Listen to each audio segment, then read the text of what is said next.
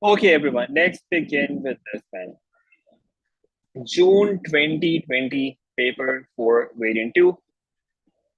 Some of you have voted in the group by now about the questions that you would want me to discuss. Let's have a look at some of these questions. Well, about paper 1, I just have as much information as you have. There's nothing new. There's a rumor going on about British Council saying to some schools that there's going to be a retake, but that most likely looks fake, because if they were to send it to some school, they would send it to all schools, and they haven't yet. Otherwise, uh, they would have posted something in the school group. So there's nothing final as of now. It's either going to be a reset or assessed grade like last year, which is going to be very unfortunate. Uh, that's as that's of course conditional on if they find some evidence of that, and the evidence does look pretty clear, by the way, to be frank. But let's see. What you should not do is you should not spend too much time thinking about that, researching about that. What is going to happen? What should you do about it? Well, all you should do about it is that you should prepare for the rest of the exams. Okay, because that's what is in your control. Paper 1 is done. There's nothing you can do about that, right? And whatever is to happen, Cambridge will decide about that. You should focus on the remaining papers and don't spend too much time discussing this anymore, because there's no point of that. Okay, you will hear whatever is to happen. Do what is in your control. You still have 3 papers to go, 3 math papers. You have a lot of other papers to go. Do your best in those other papers. All right. There's not much that you can do about paper 1 anymore now. Let's begin with this. So there are 3 scenarios, right? One scenario is that they don't do anything. In that case, what you would do is you would do your best in the remaining papers. And the other scenario is that they do assessed grades based on the other papers. Again, you have to do well on the other papers for that. And the third possibility is that they do a retake. If a retake happens, that will be in June at some point. It can't be right now, right? It's most likely going to be in June if it happens. In that case as well, what you have to do now is you have to focus on the remaining papers. So in all possibilities, what you have to do is focus on the rest of the papers. So that's what you should be doing right now. Don't spend time discussing with each other what's going to happen or writing posts about it. Cambridge knows about it by now. They will decide. You focus on your remaining exams. Okay. Let's have a look at this now. June 2020, paper 4, variant 2. There's 2 difficult questions from this paper. Okay, the first question is about sketching a velocity time graph for this motion. You're given some information here, and nobody has asked about this question. I'm going to skip that. Second question, it's equilibrium, and you have these forces acting. It's not very difficult at all. I'm going to skip this as well. You should be able to do it. What's the problem with this one, guys? So all you have to do is resolve the forces, equate the opposite forces, you'll get simultaneous equations, and you can do that. It's the same paper that we're talking about, right? June 2020, paper 4.2. This looks pretty straightforward. So I can resolve the forces for you. So upward forces 4p, okay? On the right side, you have one component of 20, that's 20 cos theta. Downward component will be 20 sine theta. The component on the left side, there'll be one component of 3p here. That will be 3p cos 30. And upwards component here will be 3p sine 30. For this p, you have one component acting on the left side. That will be p cos 30. And the other component on the other side of the angle, that will be p sine 30. All you have to do is equate the opposite forces. Equate left forces acting towards the left to the forces acting to the right. So we'll say 3p cos 30 plus P cos 30, that equals 20 cos theta. That's one equation that you've got. Since the system is in equilibrium, equilibrium means the opposite forces are supposed to be equal. So the forces acting towards the left side, they equal forces acting towards the right side. And the forces acting in the upwards direction, they should be equal to the forces acting in the downward direction. What are the upward forces? Upward forces are 3p sine 30, 4p. Downward forces are 20 sine theta, and p sine 30. You say 3p sine 30 plus 4p should equal p sine 30 plus 20 sine theta. Just solve these two equations simultaneously after that, right? Make p the subject from maybe the first equation or the second equation. Make it subject from the first equation and put that equal to whatever you get here. Put that in the second equation. You get an equation in terms of theta. Just solve that using simple trigonometry. You have cos theta and sine theta. You will divide by cos theta to convert it to tan, and then you can solve it, right? So it's doable. All of you should be able to do it. All right. Okay. So those of you asked about it, can you do it now? Can you solve those simultaneous equations? Right?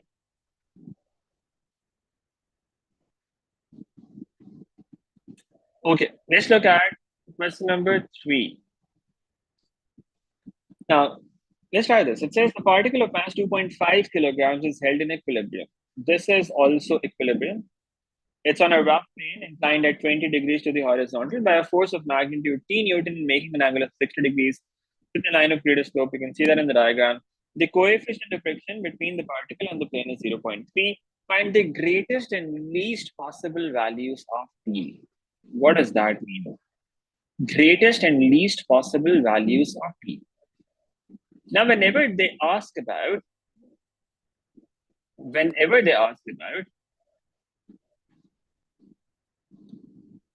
greatest and least possible values, when friction is involved, all you have to do is consider the limiting equilibrium cases. That's the general method for such problems. But let me explain it to you. It says greatest and least possible values of T. What does that mean? The system is in equilibrium. In equilibrium means that the opposite forces are supposed to be the same. Okay, the forces acting to the right and left, they're supposed to be equal, and the forces acting upwards and downwards, they're supposed to be equal. So what we have to do first is resolve the forces. Let's resolve the forces. Let's represent all the forces and resolve them. What are the forces acting? One force is acting downwards, that's weight of the object. 2.5 kilograms is mass. What's the weight? Weight is 25 Newton. There's reaction. Reaction acts perpendicular to the surface, like this. There's tension here. And what else? There will be friction. Now, let's resolve tension first, and then we'll think about friction after that. Tension is acting at 6 degrees to the plane. So there are two components that we have for tension. One acting along the plane, or parallel to the plane in this direction, and the other acting perpendicular to the plane in this direction. Component adjacent to the angle, that will be T cos 60, and the component on the other side of the angle, that's going to be T sin 60. Okay. Now, these are all the forces. Now, let's resolve weight as well. Weight is going to have one component acting here and the other component acting perpendicular to the plane like this. If this angle is 20 degrees, this angle is also 20. The component acting adjacent to the angle, that's going to have cos. So this is 25 cos 20. And the component on the other side, that's going to be 25 sin 20. And now we need to think about friction. Where is friction going to act? It's not clear because we do not know if T cos 60 is bigger or 25 sin 20 is bigger. Whichever force is bigger, friction will act opposite to that. Now, they are saying find the greatest and least possible values of t for the object, for the particle to remain in equilibrium. What do they mean by greatest and least possible forces? If t was too big, if this force t was very large, what would happen would be t cos 60 would become very large. And if t cos 60 becomes very large, the particle will start moving to the left eventually. And if t becomes very small, if t is very small, if t is very little, because of the weight component, the particle will start moving down the plane. So there is some minimum possible value of t that is going to keep the particle in equilibrium, and there's some maximum possible value of t that is going to keep the object in equilibrium and stop it from moving up the plane, right? How can we find those greatest and least values? We consider two scenarios. One scenario is that the particle is just about to move up the plane. Okay, let me repeat. Since they're saying system is in equilibrium, there are three possibilities. One possibility is that it's normal equilibrium.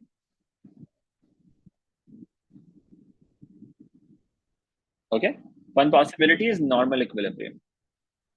That means the object is stable. Even if tension was to increase by a little, the object will still remain in equilibrium. Okay. Another possibility is that the particle is in limiting equilibrium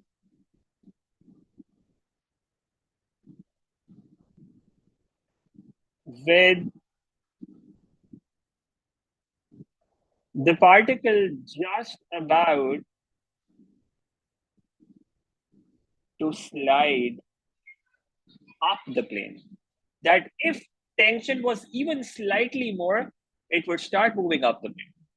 This is one extreme case of equilibrium. And then another extreme case of equilibrium would be that the particle is in limiting equilibrium and it is just about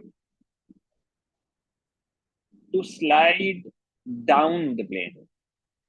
So there are three possibilities that we have for this equilibrium. Either the equilibrium is non-limiting, that's in the middle, or it's limiting such that the particle is just about to move up the plane, or it's limiting in the sense that the particle is just about to move down the plane. Since we are looking for the greatest and least possible values of tension, what we do is we consider those two extreme cases so that we have the two extreme values of t, the least value of t and the greatest value of t. We consider these two extreme cases that the particle is either in limiting equilibrium such that it's just about to move up the plane, or that the particle is in limiting equilibrium such that it's just about to move down the plane. We consider these two cases. One of them is going to give us the greatest possible value of t and the other is going to give us the least possible value of t.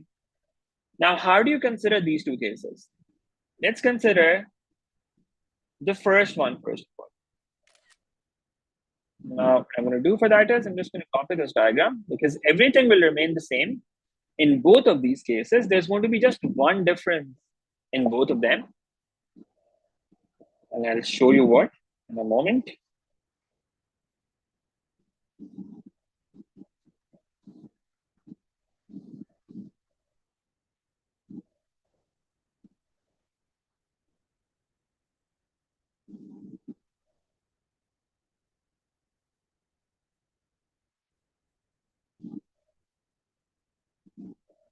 In both of these cases, the difference is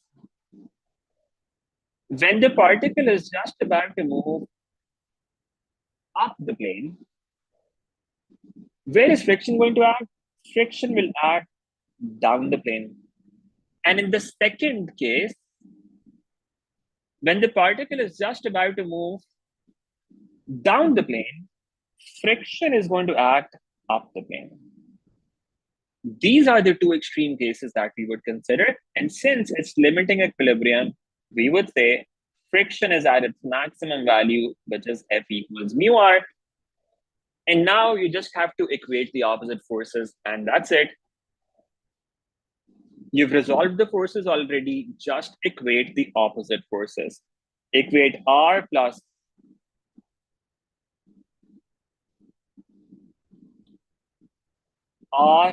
T sine 60 to 25 cos 20 and T cos 60 to F plus 25 sine 20.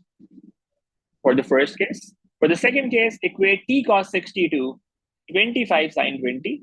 In fact, T cos 60 plus F to 25 sine 20 and T sine 60 plus R to 25 cos 20. And you would get the values of T, the greatest and the least possible values of T from this.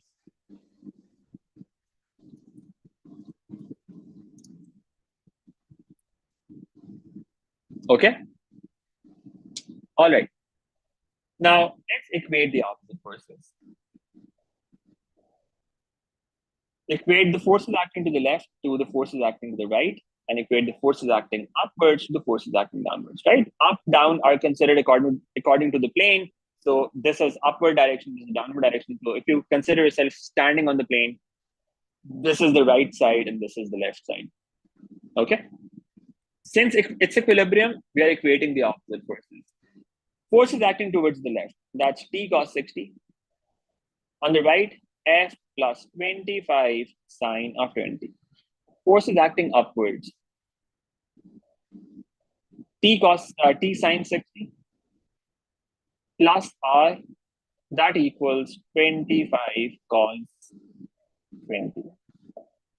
Now from the second equation, we can actually make R the subject, and that gives us 25 cos 20. Let me just evaluate that. 25 cos 20, make sure your calculator is in the correct mode. In mechanics, you keep it in degrees. So 25 cos 20, that's giving me 23.492 minus T sine 60. Sine 60 is giving me under root 3 over 2. So that's under root 3 over 2 times T. That's the value of R that I'm getting from this. Now, in the first equation, since it's limiting equilibrium, we put F equal to mu R. In place of F, you can input mu R. Cos 60 is 1 over 2. On the left side, we have 1 over 2. That equals mu R plus 25 sine 20. Let me see what that becomes. 25 sine 20. That is 8.5505. You can leave it. You can keep this in exact form as well if you want. That's actually better that you leave it in exact form. Or you can write this in decimals as well. That's your choice. Now, mu into R, what does that become? 1 over 2 times T equals mu. We have the value of mu. Mu is given to be 0.3. Into R, what's R? R is this whole thing. That's 23.492 minus under root 3 over 2 times T plus 8.5505. What I've done is I've input this thing in place of R here. And now we can solve this and see what this gives us. We'll get a value of T from this. 0.5 T on the left side. On the right side, we've got 0.3 into 23. Now again, that's too many values, too many decimal values. So look out for careless errors. In case there are any, 0.5 T equals 0.3 into 23.492. That's giving me 7.0476 minus 0.3 into under root 3 divided by 2. That's giving me 0.2598 times T plus 8.5505. And that's giving me some value of T, 7.0476 plus 8.5505 divided by 0.5 plus 0.2598. I'm getting 20.53 Newton from this. Can somebody confirm this calculation as well? Is that what you get? Yes, sir. Okay, that's the first thing. This is going to be either the least value or the greatest value. In this case, sliding up. Yeah, so it's going to be greatest value. Let's consider the other one as well and see what that turns out to be. Everything is the same as before. The only thing that is changed is the direction of friction. Now, upwards and downwards, when we equate upwards and downward forces, in this case, that's also r plus t sine 60 equals 25 cos 20. So that's the same in this case. That's not changing in the second case because perpendicular to surface, the forces have remained the same. Okay, so we don't have to do this again. We already know that r can be written like this. We already gotten this form from that. Now, in the second case, when we equate the left and the right forces, what do we get from that? We get t cos 60 plus f, that equals 25 sine 20. Now again, t cos 60, what's that? T cos 60 is 1 over 2 times t plus f. In place of f, you can put mu r, that equals 25 sine 20. We evaluated that here, that was 8.5505. And then 0.5 t after evaluating mu r. You see, we got this in the first case. Nothing is changing, right? We can just input that directly as it is. 0.5 t plus 7.0476 minus 0.2598 t. Right? We've done all of these calculations on the left side already. So we can just use them rather than having to do them all over again. Of course, as long as you've done them correctly and not done any careless error. On the right side, you've got 8.5505. And now you can find the value of t from this as well. Let's see what that turns out to be. 8.5505 minus 7.0476 divided by 0.5 minus 0.2598. And this one is giving me 6.26 Newton. Is that okay?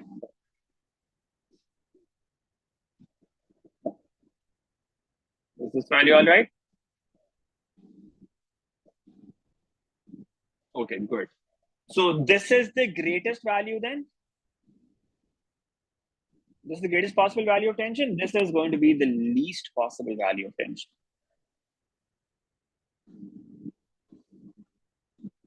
This is what we do here. Okay, so in friction cases, in friction problems, when you asked about greatest possible value of a force or least possible value of a force, this is generally something that you always have to do. Consider the limiting equilibrium cases. Consider the limiting equilibrium cases.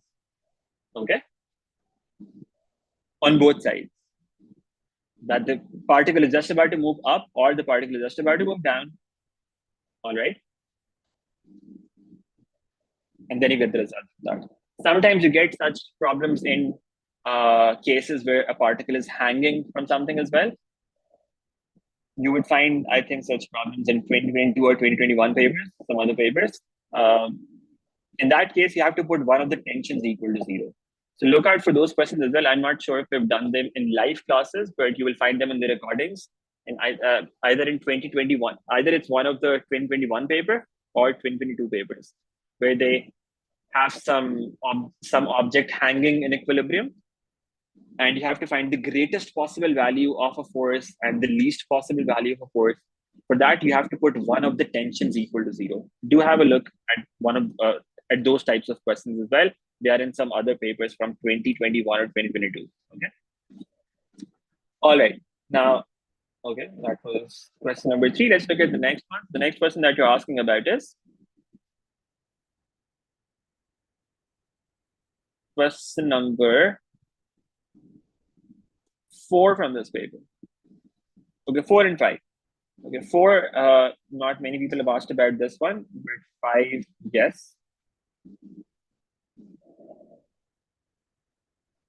Doesn't this look relatively straightforward?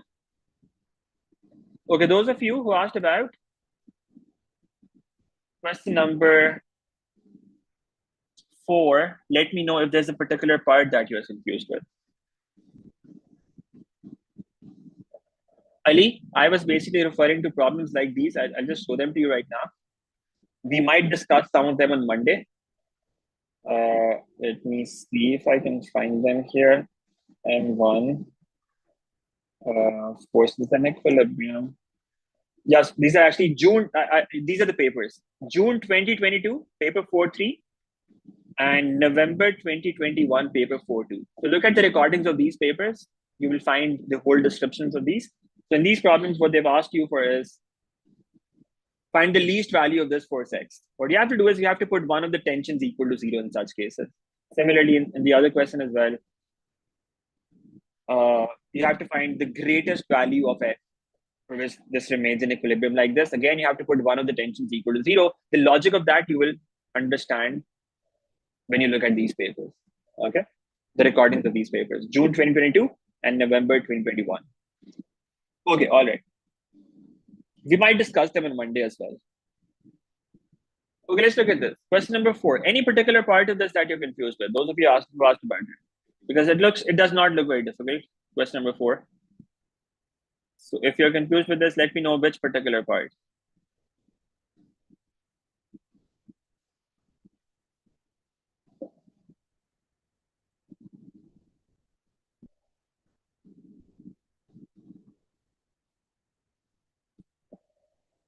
No, Naima, Ramsha, I think you guys were 2 people who asked about this.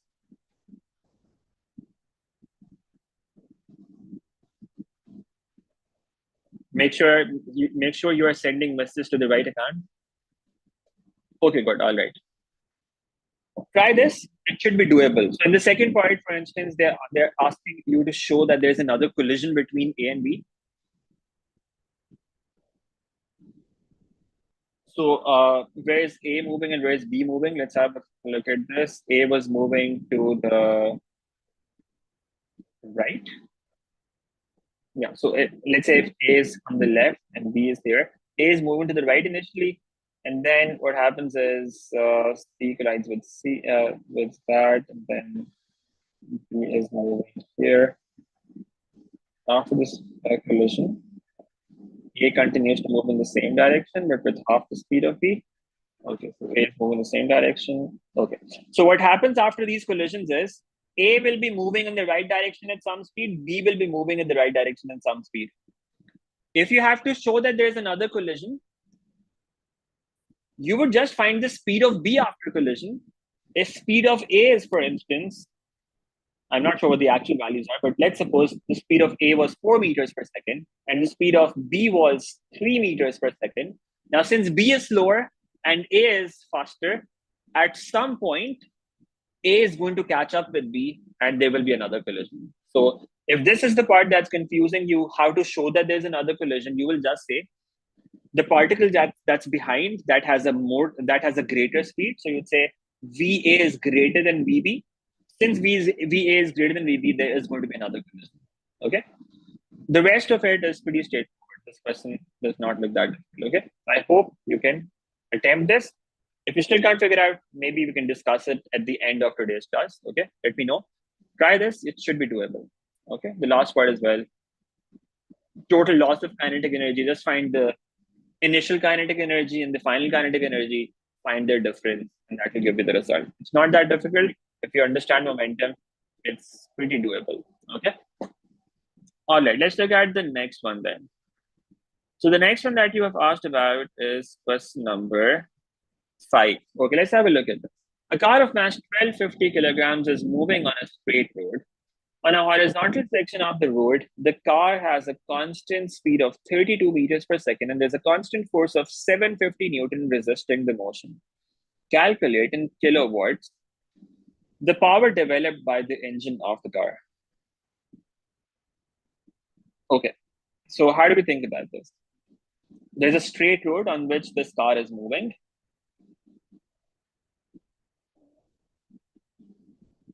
The speed of the car is constant. That's 32 meters per second. Let's write that down here. There's a constant force of 750 Newton resisting the motion. So if this is what the car looks like, the car is going to have some driving force. That's going to, let's say if the car is moving to the right, this is the driving force. There's some resistance acting on the car that's acting in this direction. Let's say that resistance is, I can given this resistance is 750 Newton. We have to find power developed by the engine of the car. Now, what's the power formula? Since we're not talking about time here, we use the formula that says driving force into velocity. Power equals driving force into velocity, or speed. Speed is 32 meters per second. We need to find the driving force somehow. How do you find that? You can use Newton's second law of motion. Resultant force equals mass into acceleration. Since the forward force is P here, forward force is driving force here, dF, and the backward force is resistance. Resultant force is going to be, you'll say it's dF minus R, or you can say dF minus 750. That equals mass into acceleration. Now, the car is moving at constant speed. If the speed is constant, what about acceleration? Acceleration is going to be 0. So on the right side, we just have 1250 into 0, and we get driving force equal to 750 from that. So basically, whenever something is moving at constant speed, that means acceleration is 0, and the forward force is equal to the backward force. Okay? So driving force is supposed to be 750 here. We put that value in the first equation here, and we get power equal to 750 multiplied by 32, and that will give you the result. You can see what that is. 750 into 32, that's 24,000 watt. Now, they want your answer to be in kilowatts. So that's necessary for you to do now. You'll say this is 24 kilowatts. That's your final answer. Okay, that's the first part. Now, the second part says, given that this power is suddenly decreased by 8 kilowatt. Okay, now this wording is important. It's decreased by 8 kilowatt.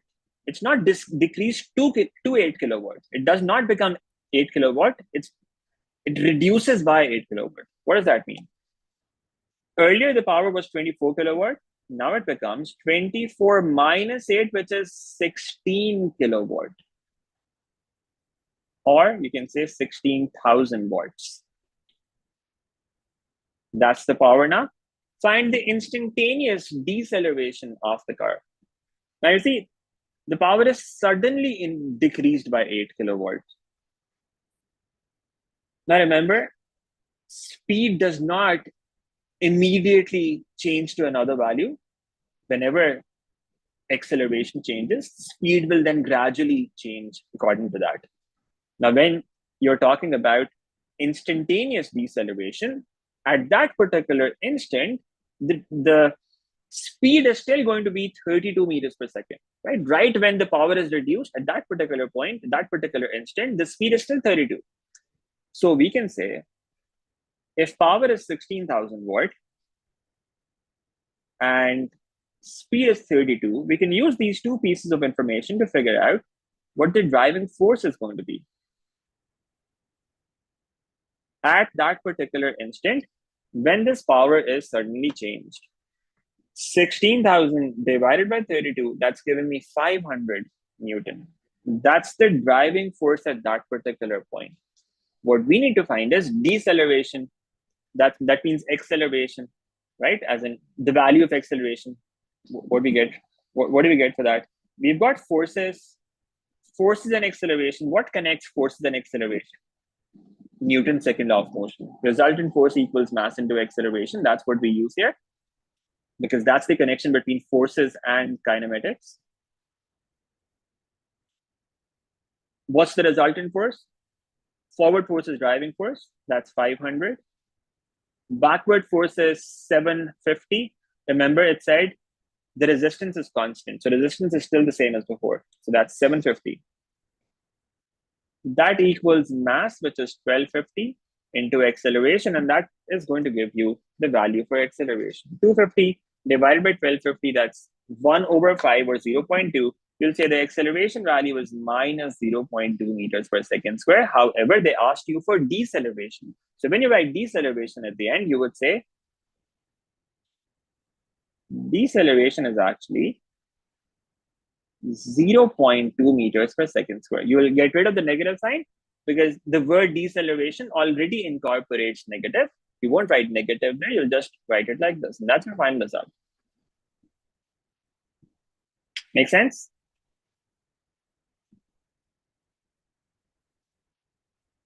No problems? Okay, let's move on to the next part now. It says, on a section of the road inclined at sine inverse of 0.096 to the horizontal, the resistance to the motion of the car is 1000 plus 8v Newton. When the speed of the car is v meters per second, the car travels up the section of the road at constant speed. Again, we have constant speed. That means acceleration is 0. With the engine working at 60 kilowatt, find this constant speed. Okay, so we have the resistance, that's 1000 plus 8v. The speed of the car is v. This is the angle. Now, they sometimes give you angle like this because what this means is if angle is theta, theta equals sine inverse of 0.096, we can say sine of theta equals 0.096. Okay, so we can use the value of sine theta directly in our calculation. We don't have to find the value for the angle first and then take sine again. In our calculation, we will most likely just need sine theta. We can just put sine theta equal to this value there. Okay. Now let's think about the situation, make a rough sketch to try to understand this better. So it's an inclined surface like this. The angle is theta. And the car is on the surface. Let's think about the forces acting on this car. There's weight of the car, right? Because now it's inclined surface. Weight is also going to contribute to either the forward force or the backward force. In this case, the backward force, since the car is traveling up this section, so it's moving upwards, right? It says that here. What are the forces acting? There's going to be driving force in this direction, and there will be resistance in this direction. We know what the value of that resistance is. 1000 plus 8p. Let's write this as R for now. There's weight of the car that acts vertically downwards. What's the weight? Mass was 1250, so the weight is going to be 12,500 Newton. That's the weight acting vertically downwards. Is there anything else? Reaction, we don't need that as such. Reaction is needed when you have friction involved. Here, we don't need that, so we're going to skip that as well if we want. Or if we can write that here. Remember, this is resistance, this is the reaction. So I'll just get rid of that so we don't have that confusion. This is resistance, okay? All right, now let's resolve the forces. There's only weight that's acting at another angle. Let's resolve the weight. If this angle is theta, we know that this angle is also going to be theta. So this component is 12,500 cos theta. Again, we don't need that. This is the component that we need because that's the component acting along the surface, 12,500 into sine theta. Right, because this is the component acting on the other side of the angle. Okay.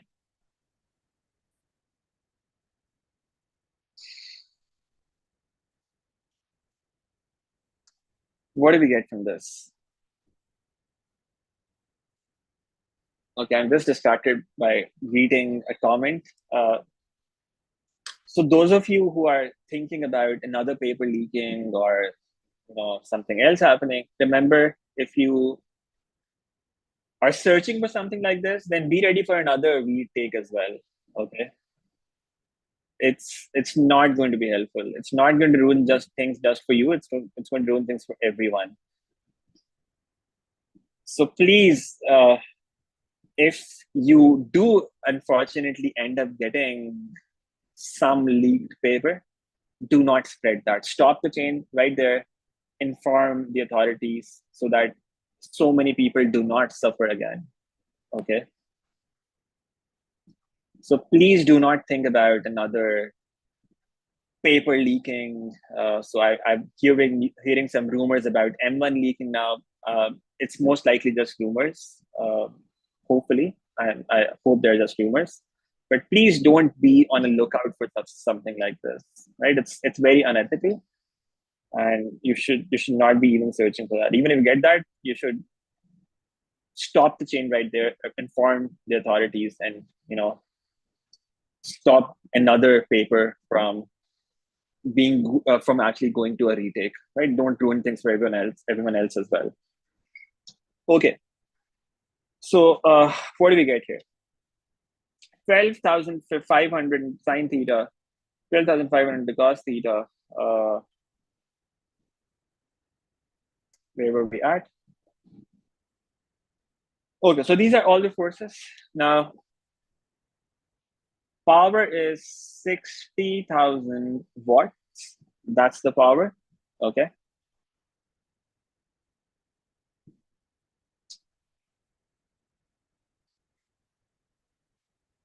Speed is v. Now, power equals driving force into velocity.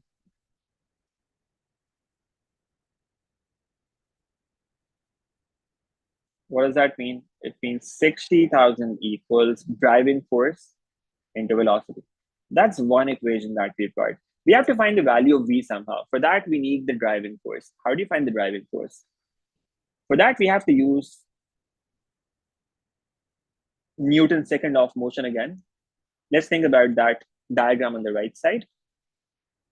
Resultant force equals mass into acceleration. What's the forward force? The forward force is driving force. What are the backward forces? Resistance.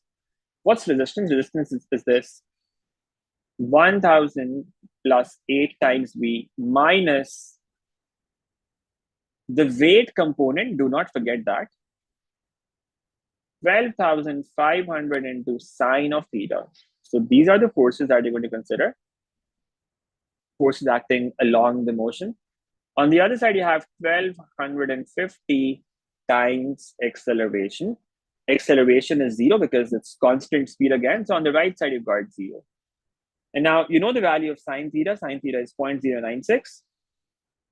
Let's put that here. Driving force minus 1,000 minus 8 times v minus 12,500 into 0.096 equals 0. And you'll get some value for driving force from this. Let's see what that is. 12,500 into 0.096 plus 1,000. That's 2,200 plus 8 times v. Put that in the other equation now. And that gives you 60,000 equals 2,200 plus 8 times v multiplied by v. And that gives you 60,000 equals 2,200 times v plus 8v squared. Let's simplify this if it can be simplified. 2,200 divided by 8. Yeah, so that can be divided. 60,000 divided by 8, that also can be divided. Okay, so this is giving me 7,500. On the other side, 2,200 over 8, that is 275. V plus v squared. So we get v squared minus 275v v squared plus 275v minus 7,500 equals 0. That's the equation that you have. Now you have to solve this. It's a quadratic equation. You can't write down the answers directly. Okay. Let's see what we get. Minus 275 plus minus square root of v squared 275 squared minus 4 into 1 into 7,500 whole divided by 2 times 1. Just input values in the quadratic formula, and then you can find those values from the calculator, and that's okay. Let's see what we get for this. 275 minus 7,500. One value that I'm getting is 25, and the other value that I'm getting is minus 300.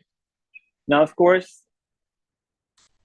minus 300 is not possible. Why is that not possible? Velocity can be negative. It's not possible because the car is moving up the plane. So all our calculations have been done with the assumption that the upward direction is positive. If velocity was negative, that would mean the car is moving down the plane, and it's not moving down the plane, it's moving up the plane. The question says that. So that is why velocity cannot be negative, and we say this is not possible. So what's the final answer then? We say v equals 25. That is what we were looking for. That's the speed of the car at this particular point.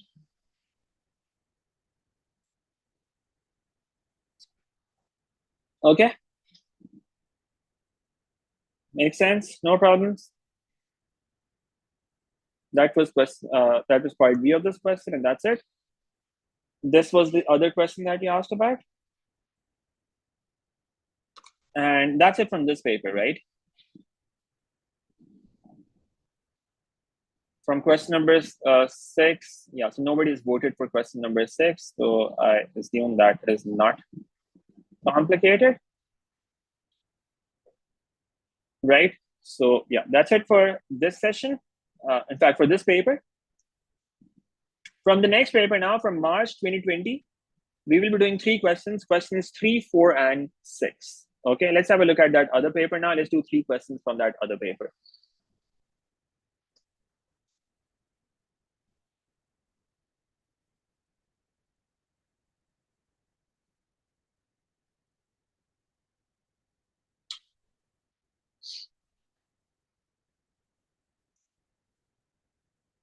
March 2020.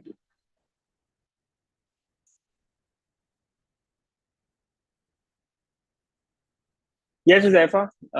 It went well for a lot of people, and these people who leaked it, they've actually ruined everything for everyone basically. But anyway, there should be some good that comes out of it, hopefully, inshallah. Now it's not in your control, just make dua, whatever is the best possible scenario from this point onward. That's what happens. That's all that you can do right now, and prepare for the other exams. Forget about this. Even if there's a retake, that will be most likely in June at some point, because they can't make another paper immediately and give that out right now. So it will take time if it happens. So most likely it will be in June. So focus on the current papers for now. Okay, March 2020, paper 4.2. And then tomorrow we do March 2024. Just a reminder about that. Tomorrow we will be doing March 2024, inshallah. Okay.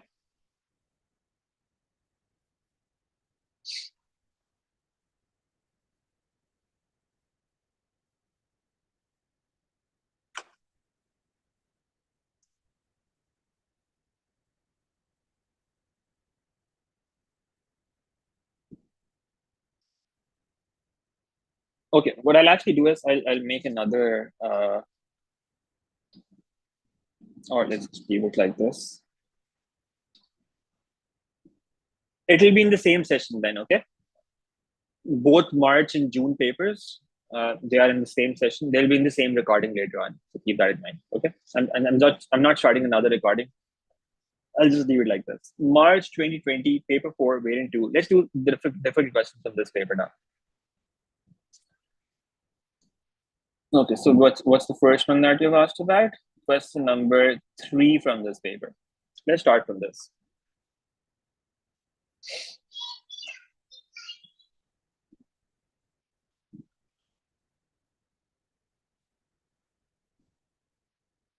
Okay, the first question is about power. Now here you have time given.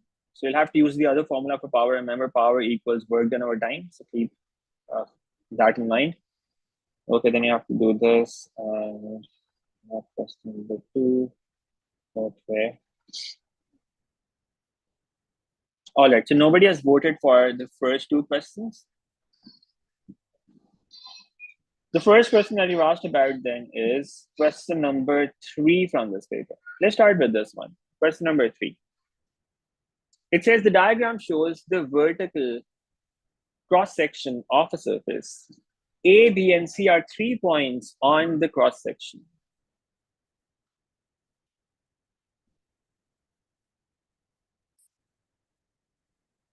Abdullah, we will do that on Monday, inshallah. So any particular questions that you have that you find difficult from any papers on Monday, we will not have a P3 session. We will only have an M1 session on Monday. Okay. On that day, you can let me know any other difficult questions that you have from any of the papers, kinematic, any of the topics, kinematics or work energy power, or maybe some other topic, wherever you have problems in, we can discuss them on Monday, inshallah. All right. I'll also have some questions in line for Monday that are difficult from the recent papers, from the ones that we have not done live, 2021 and 2022. But you can also let me know the questions that you have apart from the ones that we discuss. Okay.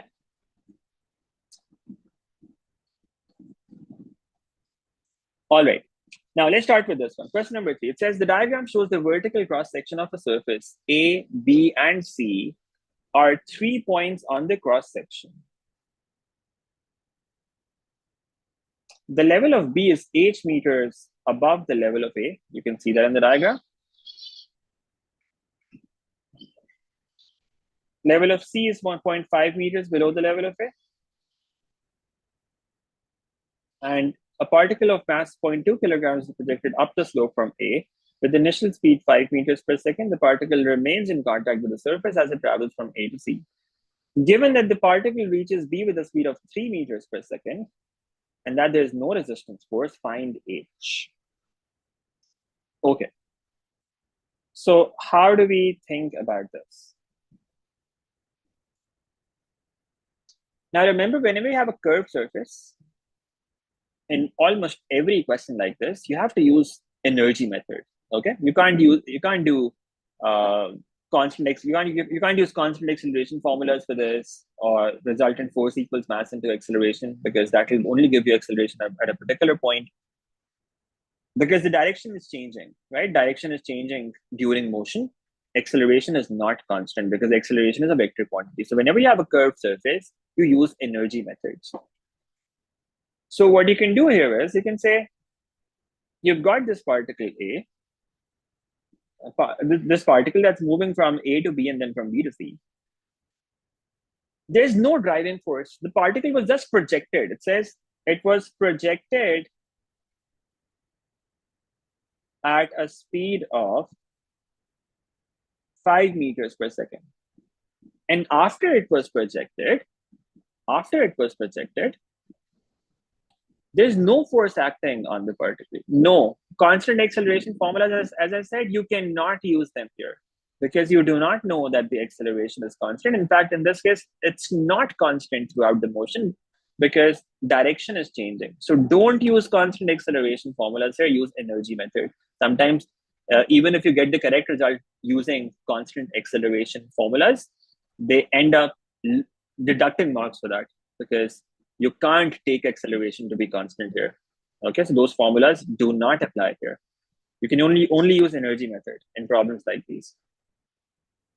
Okay, now since the particle was projected up the plane, when it reaches somewhere on the plane, there's no driving force, right? So in that work energy principle, work done by driving force equals change in kinetic energy plus the change in potential energy plus the work done against resistance. If there's no driving force and there's no resistance, they're saying there's no resistance, remember, your energy remains conserved. Okay, energy remains conserved. All right, since energy remains conserved, what we can do is we can use conservation of energy method. We can say the total energy at every single point on this diagram is going to remain constant. So what do we know about the energy at different points? We can say the total energy at A, that means kinetic energy plus the potential energy at the point A, that is equal to the kinetic energy plus the potential energy at the point B. Now at A, we know the speed was 5 meters per second. At B, we know the speed is 3 meters per second. Height is h. What's the initial energy of the particle at the point A? Kinetic energy, half into m is 0.2, into v squared, that's 5 squared, plus potential energy. If we consider this to be ground level, we can say potential energy is 0. That equals kinetic energy. Kinetic energy at the point B, that's half into 0.2 into 3 squared, plus the potential energy at the point B. What would that be? M, which is 0.2, into G, which is 10, into height, which is H. And that is going to give you the value for H. Okay, you could use the work energy principle here as well if you want. That will also work. You'll just put work done by driving force equal to 0 and work done by resistance equal to 0. Since both of them are equal to 0, we can also use conservation of energy here in this case. Okay, this also works. What do we get from this now? Let's find the value of H directly now. 0.2 divided by 2 into 25 minus, sorry, 0.5 into 0.2 into 25 minus 0.5 into 0.2 into 9 divided by 2. So H is coming out to be 4/5 for me. That's 0.8 meters. And that's what we were looking for. That's the value of H. Okay, that's the first part. Now, the second part says it's given instead that there is a resistance force and that the particle does 3.1 joules of work against resistance as it travels from A to C. Now, from A to C, the total work done against resistance is 3.1 joules. Find the speed of the particle when it reaches C.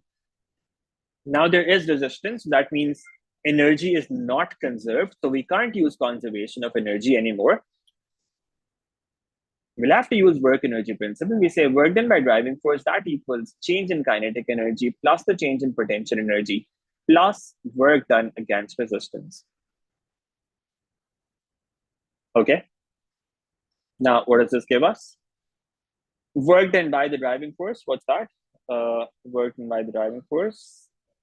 There's no driving force, right? We looked at that earlier as well. There's no driving force. That's a 0. Change in kinetic energy. We have to find the speed at C. Let's call this V. What's the change in kinetic energy? Half into M. M was 0.2 into V square minus U square. Final speed is V. That's V squared minus U squared. We're considering the whole journey from point A to point B. So from A to point C. What was the initial speed? 5. So that's V square minus 5 squared plus change in potential energy. M is 0.2, G is 10, into change in height. It's 0.5 meters, but it's negative because the height is decreasing. So change in height is going to be negative 0.5 here, or you can put a negative outside directly if you want, because the potential energy is decreasing. Change is going to be negative. Plus work done against resistance, that's given to be 3.1, and that is going to give you the result. You can find the value of V from this. Okay. Now, let's see what this turns out to be. 0.1 V squared minus 2.5 plus, or in fact, minus 1 plus 3.1. That equals 0. V square equals 0.4 over 0.1, which is 4. And V turns out to be plus minus 2. Since we're talking about speed here, we say V equals 2. We only need the positive value. That's the value that we were looking for. Okay, pretty straightforward. Just apply the work energy principle and you get the result from that. Okay, that was question number 3 that you asked about. That was not that difficult, to be honest. So you should be interested and comfortable doing this. Now, the next one that you're asking about is question number 4 from this paper. Okay, let's try that. A cyclist travels along a straight road with constant acceleration. So now they're saying acceleration is constant. He passes through points A, B, and C. The cyclist takes 2 seconds to travel. Okay, now it's a straight road. Keep that in mind. Let's say it's horizontal. Then there's a point A here. There is a point B here. There's a point C here. Acceleration is constant throughout. The cyclist takes 2 seconds to travel along each of the sections A, B, and B, C. This part takes 2 seconds. And this part also takes 2 seconds. Passes through B at a speed of 4.5 meters per second. The speed at this point is 4.5 meters per second. And the distance AB from A to B, the distance is 4/5 of the distance BC. Okay, so we've got the ratio given of the distances. Find the acceleration of the cyclist. Now, acceleration is constant in both parts of the journey. Okay, acceleration is constant in both parts of the journey. Okay, Abdullah, I'll go back to that after this question. Remind me after this question, okay? All right, now A to B. What do we know about the journey from A to B? Let's think about this. From A to B, we know that the time taken was 2 seconds. Displacement is unknown, in fact. Let's leave that for now. Final velocity is 4.5. Okay, this is the information that we are given, okay? Then from B to C, we know the time taken, that's 2 seconds, and we know the initial velocity here, that is 4.5. Now, these are the given information, okay? Now, what other variables do we have? Acceleration, displacement, and for the first case, initial velocity, for the second case, final velocity. The other quantities that we use here are going to be the ones that are common or we know something else about them. So acceleration is common, so that's one quantity that we use because that's common for both of them. If one acceleration is A, we can say the other is also A because the acceleration remains constant throughout. So both of them have acceleration A. And then we're given some relationship about their distances. So that's the fourth quantity that we would be using. Let's call this displacement from A to B. The first displacement. And the second displacement, let's call that displacement from B to C. Now, which equation connects these four things? S equals ut plus half at squared. All right, that's the equation that connects SUA. Sorry, that's not the equation that we should be using. For the second equation, for the second particle, we can use this. For the first one, we can't use that. We can use another one. If you know about this, there's another equation. It's not written in the formula sheet. Vt minus half at squared. You could use this equation here. If you don't know about this equation, what you can do is you can find u using the first three equations, v equals u plus at. Find the value of u from that. What would that be? 4.5 equals u plus a into 2. U turns out to be 4.5 minus 2 times a. And then you use s equals ut plus half at squared. In place of u, put this thing. Okay, that's what you could do. Or you just remember this equation. Okay, this is another equation that connects these four things. This is not written in the formula sheet. In the formula sheet, you have the remaining four. Let me actually see if I can find the formula sheet anywhere here.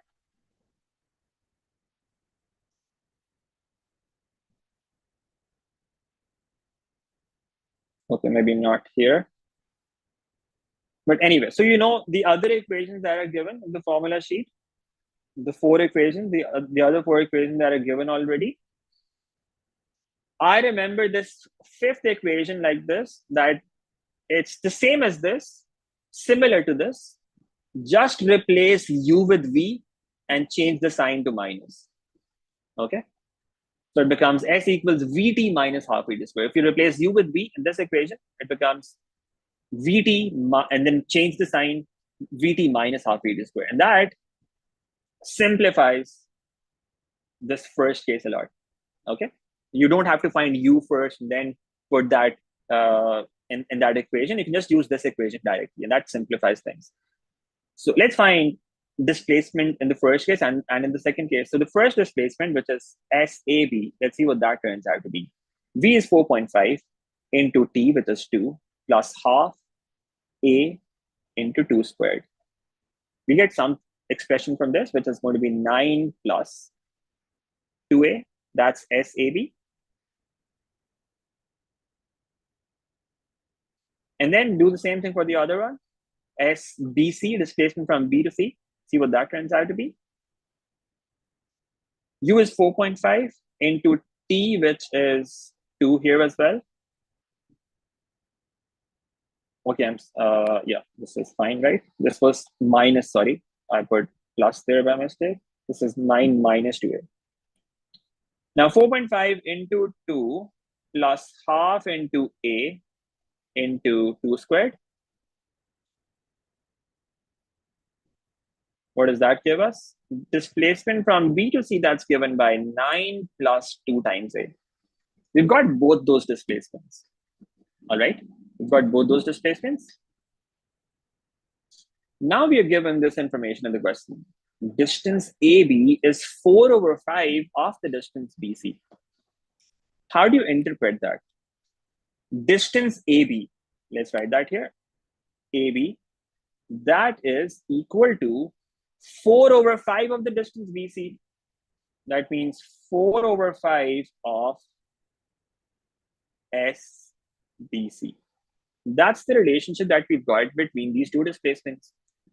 That's the same thing as saying 5 into S of AB, that equals 4 into S of BC. Now just input those two things here.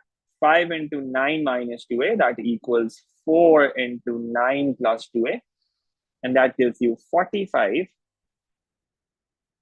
minus 10a equals 36 plus 8 times 2a. 18a equals 9 and a equals 0.5 meters per second square. And that's what we were looking for. We wanted to find the acceleration, and that's 0.5 meters per second square. Is that okay? That's the first part. Now let's look at the other part. Part 2. It says find AC. So distance from A to C. Now that's pretty straightforward. Distance from A to C. We can find both distances separately. In fact, we can find one of them, and then the other would just be 4 over 5 times that. Let's do that. SAB. What's SAB? That's 9 minus 2 times A. So it becomes 9 minus 2 into 0.5, which is 8 meters. You can say, you can use this equation to find the other one as well. 5 and 5 over 4 times that, or you can use this. That's not too difficult as well. So let's use the other displacement function that we have. In fact, SBC is 9 plus 2 times A. So it becomes 9 plus 2 times 0.5, and that becomes 10 meters. So what's the total distance? AC therefore is 8 plus 10, which is 18 meters. Okay, the second part was fairly straightforward. The first part was maybe slightly trickier. Okay, that was question number 4. I hope that makes sense. No problems?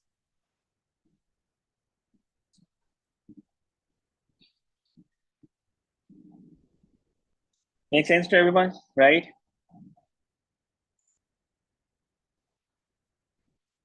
Okay, so that was question number 4 from this paper. Okay, so let me look at the poll.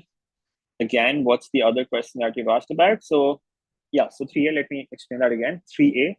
Yeah, so what about this, Abdullah? In this case, we had no driving force. So work done by driving force was 0. There was no resistance. Work done by resistance was also 0. Since driving force is 0 and resistance is 0, that means total energy at every single point on this diagram is going to be the same. So we're using conservation of energy here. We're saying the total energy at A, that should equal total energy at B. And that gives us the result directly. But you can just use this formula as well there. That conservation of energy thing is just a specific case of this. If you want to use this there as well, that will also work. Okay. You can also just use this equation, and that's also going to work. Why is work done by driving force 0? Well, because there's no force acting up the plane on the particle. It was projected initially. Once it's projected, there's no force that's continuously acting on that. Think of it like this, that when you throw a ball upwards, it still keeps moving upwards. You don't go along with the ball, right? When you throw it upwards, you project it once and then it keeps moving up for a while. While it's moving up, after you've released it already, there's no force acting up in the upwards direction on the ball. Okay. So the ball would not have any forward force in that case once you have released it from your hand. So in this case as well, it was projected. So there's no force acting on the particle while it moves upwards. So driving force is 0 because of that reason. Okay. Now this is the next one, question number 5. It says these forces are in equilibrium. The resultant is given. In fact, that the resultant is in this direction. Force, find the value of F. Okay, you can do this. Since the resultant is in this direction, what that means is vertical forces are going to be in equilibrium. Okay, so how would you find F here? You would just say the component of F acting in this direction, that's going to be F sine alpha. And the component of 4 acting in this direction, that is going to be 4 sine 30. You'll equate these forces. Why? Because the resultant is supposed to be in horizontal direction. If the resultant is in horizontal direction, what that means is the vertical resultant Ry, that is going to be 0. So these forces are going to be equal. You will equate those forces, find the value of F from that, since the value of alpha is given. Okay. In the second case, they tell you that the forces are in equilibrium. Then you could find F and alpha, just equate the opposite forces. Okay, so nobody's asked about that in fact, so I'll just skip that.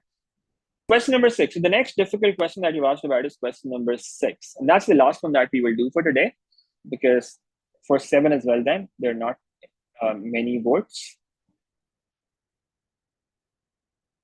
Although it looks kind of tricky.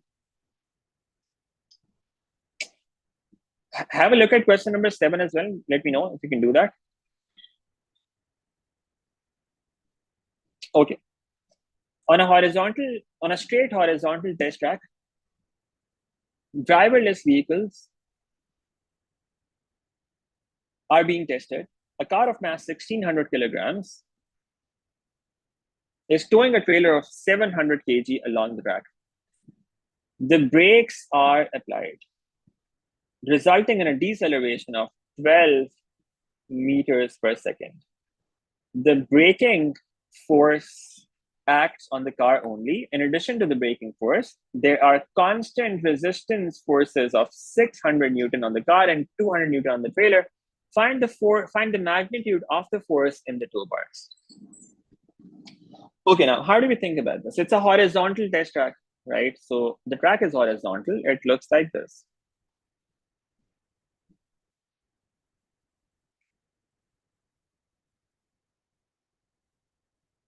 Okay.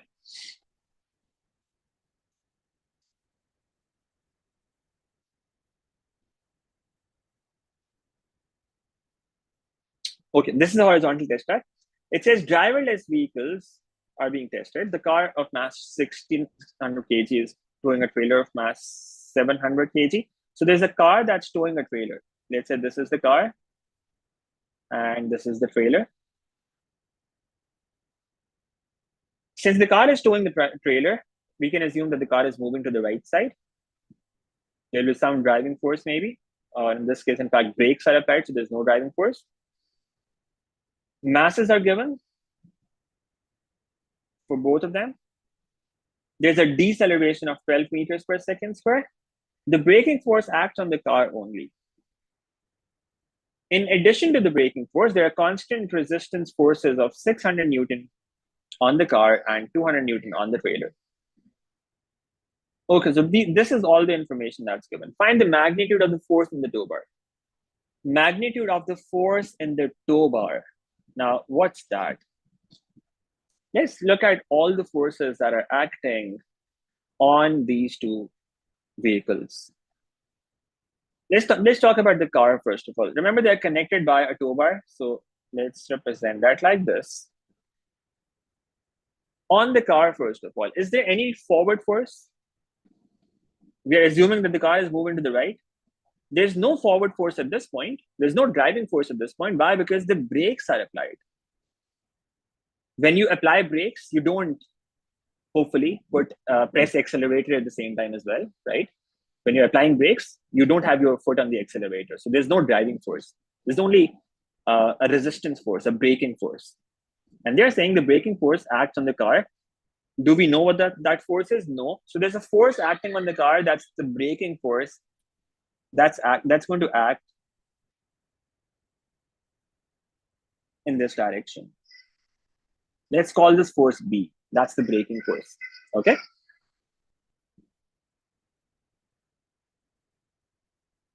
There are resistances on both the objects. On trailer, there's a resistance of 200 Newton. On the car, there's a resistance of 600 Newton. These are the forces acting in the backward direction as well. What else? There's going to be tension. On the car, tension is going to act away from the car, right? That's what we assume, even though it's a tow bar, so it can end up being negative eventually. It can be in the other direction, but we start by assuming it like this, all right? That tension on the car acts towards the left side. Let's say this is T. On the trailer, we assume that the tension acts away from the trailer, right? We do it like we normally do it, right? Away from the object. In this case, tension acts in this direction. Are there any other forces acting? These are all the forces, right? The other forces are vertical. We've got weight of the trailer, reaction, weight of the car, reaction, but they're not relevant here because it's horizontal surface. There's no friction that we have to consider. We already have the resistances given, right? And it's a horizontal surface, so vertical forces do not really contribute to the motion. So that's not relevant here. All we have to do now is apply Newton's second law of motion. We have to find the magnitude of the force in the tow bar. That means tension. That's what we're looking for. Now we have less variables in case of trailer. Let's apply Newton's second law of motion on the trailer and see what we get from that. Resultant force equals mass into acceleration on the trailer.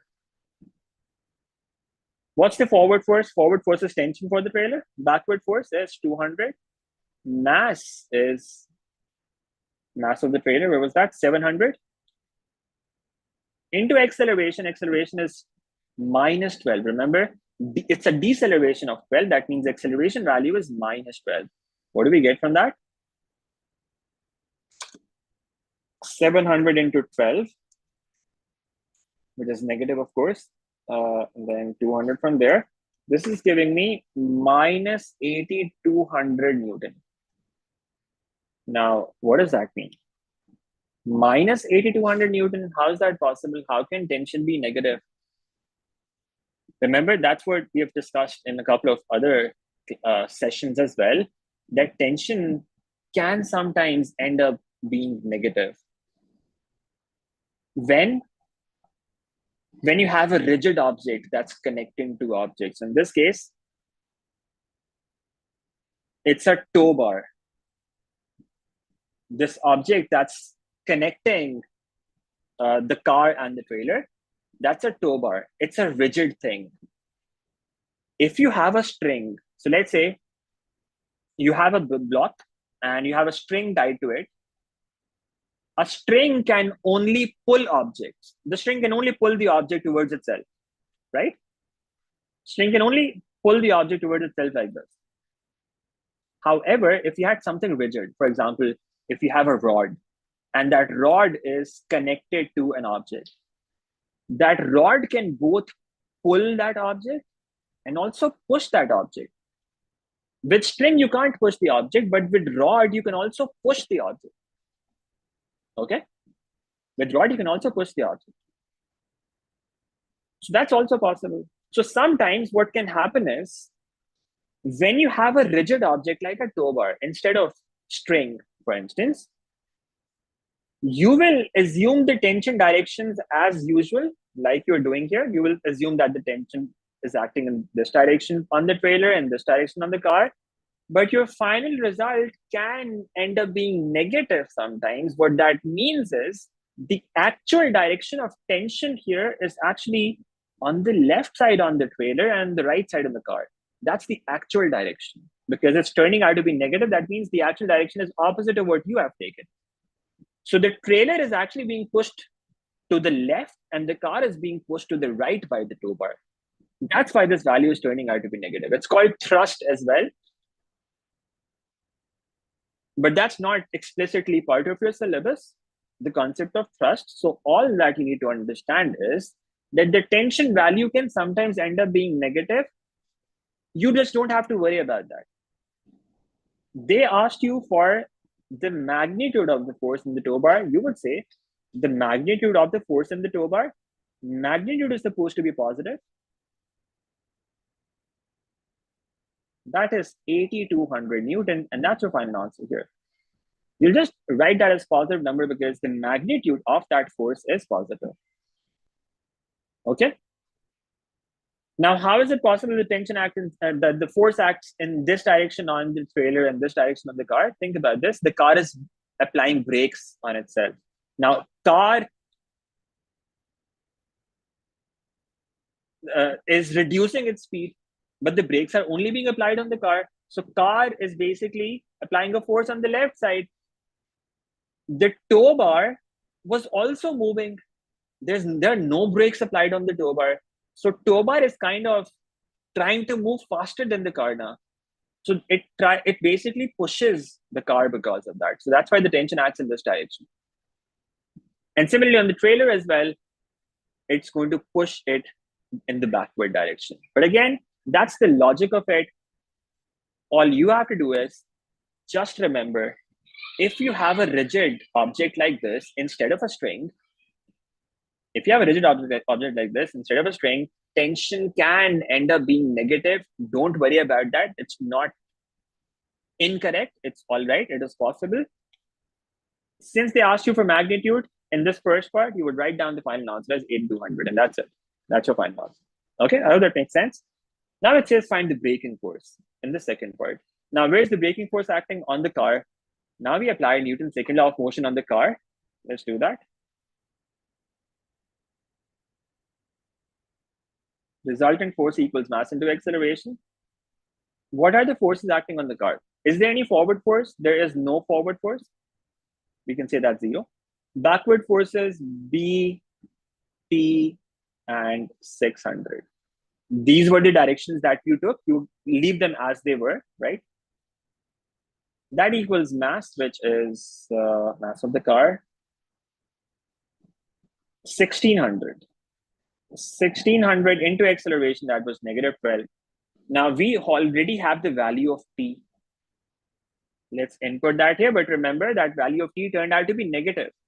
You will put that as it is, minus 8,200 here. Okay? Minus 600 equals minus 19200. And that is going to give you the value of this braking force as well. Minus B plus 8,200 minus 600 equals minus 19200. And that's going to give us the value of B. Let's see what this turns out to be. 8,200 minus 600 plus 19200. And that's giving me 26,800. That's the braking force acting on the car. That's what we were looking for. We won't consider the trailer forces. Well, we are applying Newton's second law of motion on the car. We can apply this formula on the object separately, right? So in the first part, we applied it on the trailer. In the second part, we're applying it on the car. We often apply on both particles in the same part and then solve them simultaneously. In this case, since the trailer equation only had one unknown, we could find that directly. And then for the second part, we use that value of T that we found in the second equation to find the value of B as well.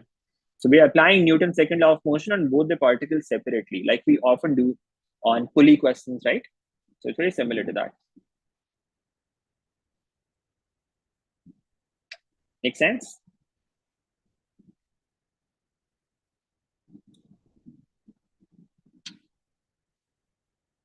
Okay, now it says at the instant, okay, so there are part C of D as well, C and D of this as well.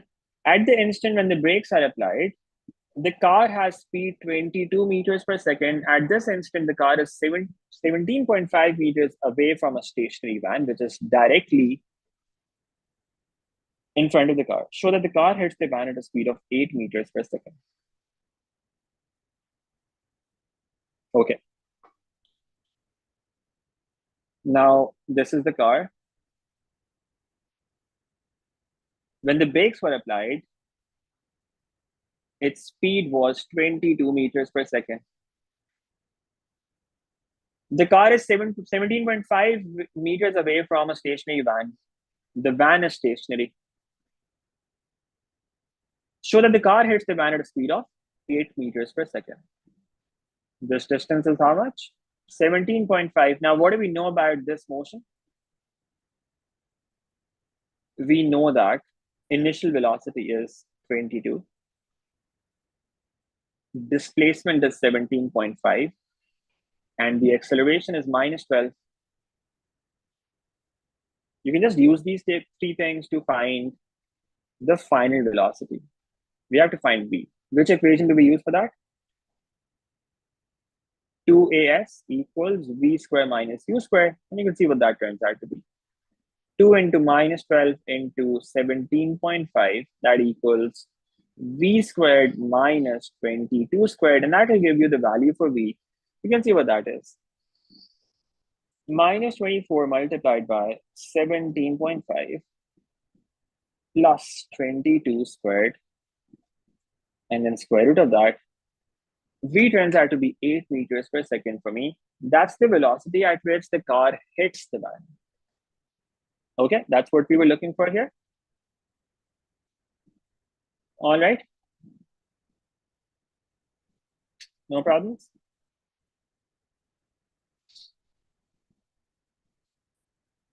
Now part D, it says after the collision, the van starts to move with speed 5 meters per second, and the car and the trailer, they continue moving in the same direction with speed 2 meters per second. Find the mass of the van. Now it's collision, you can use momentum.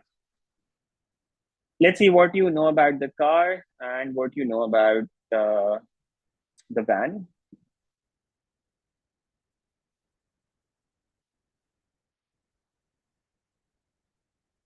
Car hits, so car's speed before collision, that is 8 meters per second to the right. Van was stationary, it was at 0 meters per second. Mass of car was 1600 kg. Mass of van is what you have to find out. What happens after collision? After collision, van starts to move with 5 meters per second to the right.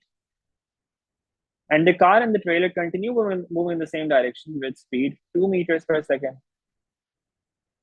Find the mass of the van. Okay, now they've actually given you a hint here. The car and the trailer, they continue moving in the same direction. What does that mean? They are both connected. So you have to consider both of them, right? Both the car and the trailer. Trailer is connected. Even though car hits the van, but the car and the trailer are connected by this tow bar, which is rigid. So you can consider this whole thing as one single system. Okay.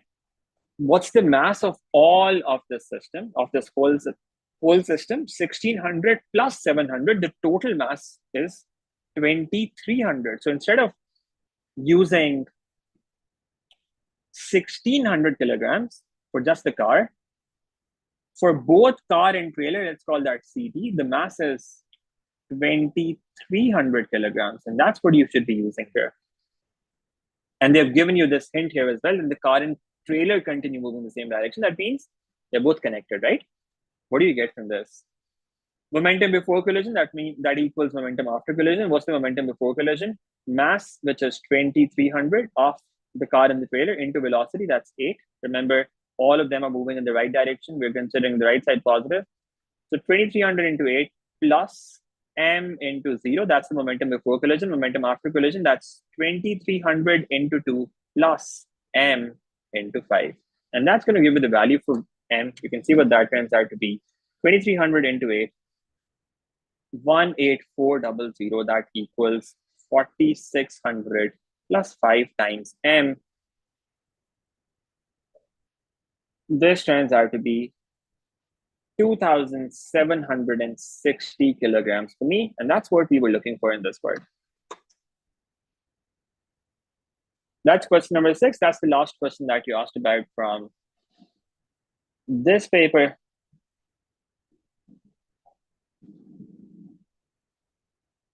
And that's it, right? There is no other question that you've asked about. Try the last question as well. That looks interesting. The last one. Try this as well. I'll just give you a hint about this. In the first part, it says when the particle comes to instantaneous rest, find the value of t at that point. In the first part, you will find the velocity function. For the first 6 seconds, this part is this equation is relevant. What you would do would be, you would find the velocity function from this. That will be 2t minus 3, put velocity equal to 0. And you'll find the value of t from that. That turns out to be 3/2 from this. That's the first part. That's pretty straightforward. Then for the second part, it says at t equals 6, the particle hits a barrier. So the journey is described into two parts, 0 to 6 and t greater than equal to 6. Okay. At time equals 6, what happens is the particle hits a barrier and then rebounds. So there's a barrier somewhere. Particle hits the barrier at t equals 6. And then it rebounds. Find the velocity at which the particle arrives at P and also the velocity at which the particle leaves P. How do you do that? You find both velocity functions. Put time equal to 6 in both of them. All right. Let me write down both velocity functions. V equals 3t minus 2. 3t minus 2. Sorry, 2t minus 3. That's the first velocity function. That was valid from 0 to 6. You would put t equal to 6 there and see what that gives you. 9 meters per second. So this is the velocity at which the particle hits the barrier. And then find the other velocity equation as well by differentiating this thing. How would you do that? You can write this displacement function as 24 t raised to the power minus 1 minus 1/4t squared plus 25. Find the derivative of this. What would that be? The derivative of the second function is going to be minus 24/t squared minus 1/4, sorry, minus 1/2 into t. That will be the derivative. Put t equals 6 here and find the velocity value from this. You can see what that turns out to be as well. What's this number? Anyone?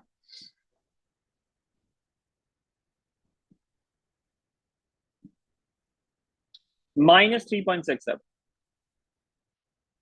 You'll get this value. That means when it rebounds, its velocity is minus 3.67 meters per second. That is what you're given. That's what you have to find out, in fact. So you find both the velocities, right? It hits the barrier at 9 meters per second and it leaves the barrier at 3.67 meters per second. Okay. And then in the last part, it says find the total distance traveled by the particle in the first 10 seconds of the motion.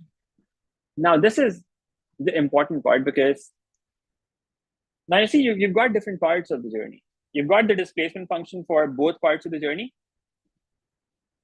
One function is s equals t squared minus 3t plus 2. And the other function is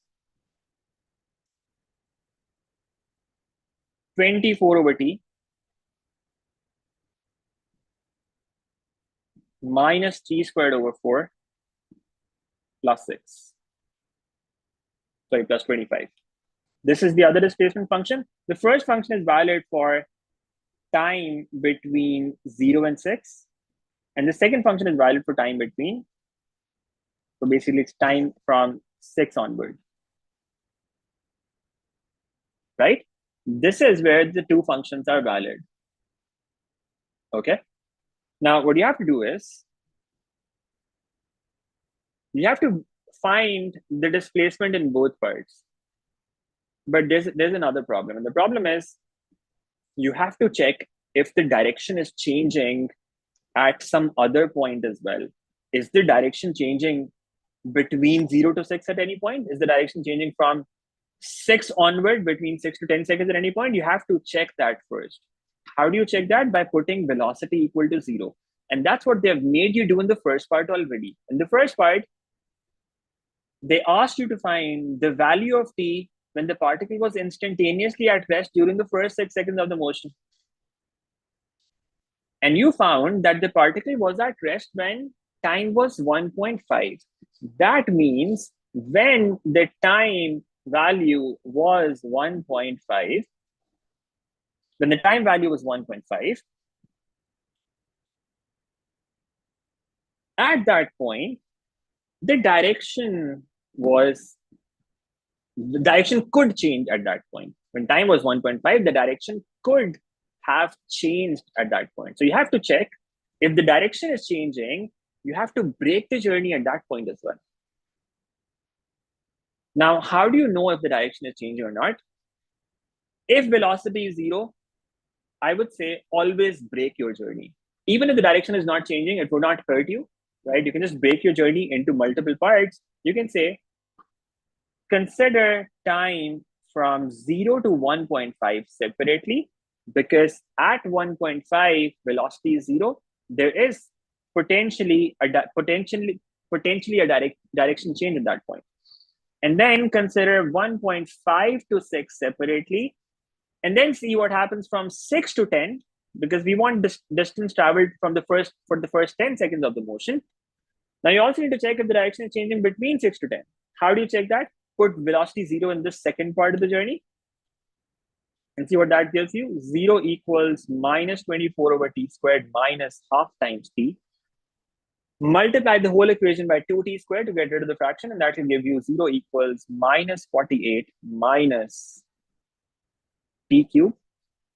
T cube equals minus 48. T is turning out to be negative here. That means it's not possible. So after 6 seconds, the direction is not changing. For the second part of the journey, there's no direction change. This is something that you always have to do. I'm not sure if you've done other such questions in live classes until now or not. But remember, whenever they ask you for distance traveled in such problems, whenever they ask you about distance traveled, you always have to check for a direction change. You always have to check for a direction change if the direction is changing. And how do you do that? By putting velocity equal to 0. If you get velocity equal to 0 at any point, you have to break your journey at that particular point. Otherwise, you can't find the distance traveled directly. So in this case, when we put time equal to 0, velocity equal to 0 in the first equation, we got t equals 1.5. And you can actually check this now as well. If you input t equals 1, for instance, before 1.5, see what the velocity value turns out to be. The velocity value here is 2 into 1 minus 3, that is minus 1. So that means here the particle is moving to the left side in the negative direction. And then try t equals 2. That's 2 into 2 minus 3. That's 1 meters per second. So it's clear that the direction is changing because one velocity is negative and the other is positive. If the particle was moving to the left side earlier, after 1.5 seconds, it starts moving to the right side. So there's a direction change. So you break your journey at this particular point for that reason. So now you have 3 parts of the journey. You find the displacements or distance traveled for each of these 3 parts separately and then add those numbers at the end eventually. Okay, I hope that makes sense. Now, this is what it would look like basically. At time 0, the particle is here. Then it moves to the left until time equals 1.5, as we found in the first part. This is what the journey looks like. And then from time equals 1.5 to time equals 6, it's moving to the right. So it's moving to the left like this first, and then moving to the right, and then again moving to the left. So you have to find the distance traveled in 3 different parts here. Okay? And now I suppose you can do this afterwards. For the first case, you will say displacement equals, input these limits, 1.5 squared minus 3 into 1.5 plus 2. Subtract from that the case when you have 0. 0 squared minus 3 into 0 plus 2. Okay, that will give you some value. You can see what that is. It's going to be some negative value. Evaluate this. Can somebody please tell me what this is? Do the same thing for the second part. Now, for both of these parts, this first equation is valid because that was valid from 0 to 6. Now, what do we do for this? We say 6 squared minus 3 into 6 plus 2. Subtract from this 1.5 squared minus 1.5, sorry, minus 3 into 1.5.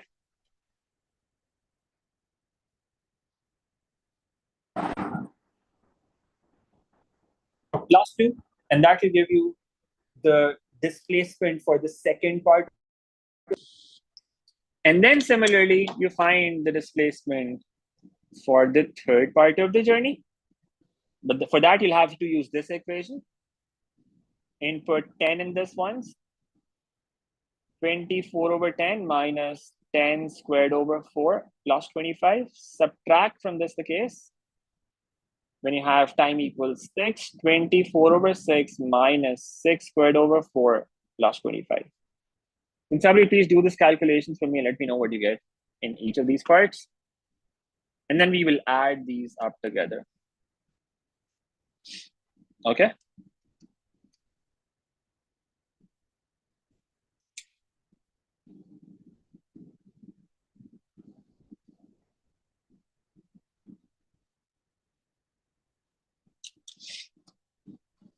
So what are we getting for each of these parts?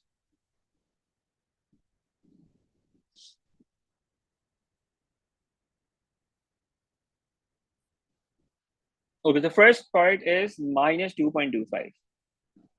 Okay, what about the second one? You can find this as well. 2 minus.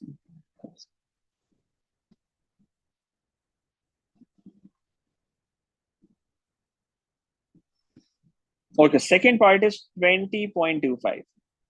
All right. And the last part,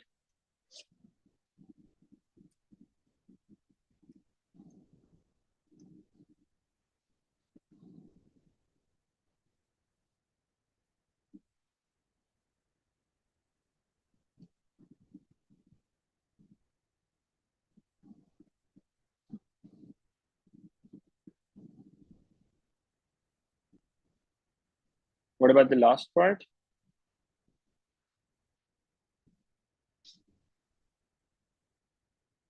Okay, last part is giving me minus 17.6. These are the displacements for each of these 3 parts. Now, since you're looking for distance traveled, what you're going to do is you will make each of these numbers positive because distance traveled is positive. The negative positive directions are only telling you which direction the particle is moving in. So we say distance traveled is 2.25 plus 20.25 plus 17.6, and that is going to give you the result. You can see what this turns out to be. That's 40.1 meters. That is the total distance traveled. Okay, so the last part was slightly tricky. You just need to remember whenever you're looking for distance traveled, always break your journey. Always break your journey at the points where the velocity becomes 0. You always have to check for that. Okay. Make sense? No questions on this?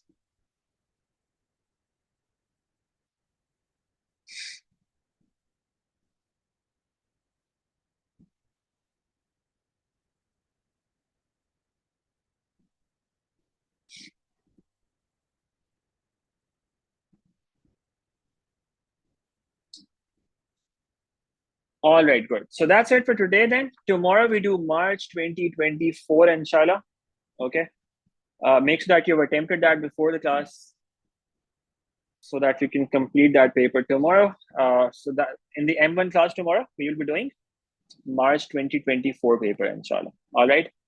Have that paper attempted. Also help me with the calculations because I can't check those calculations anywhere as well. And I do tend to make some careless errors while I do the paper. So make sure that you are doing the calculation along with me. For that, make sure that you've attempted the paper already. Okay. All right. So I'll see you again tomorrow. Allah Hafiz.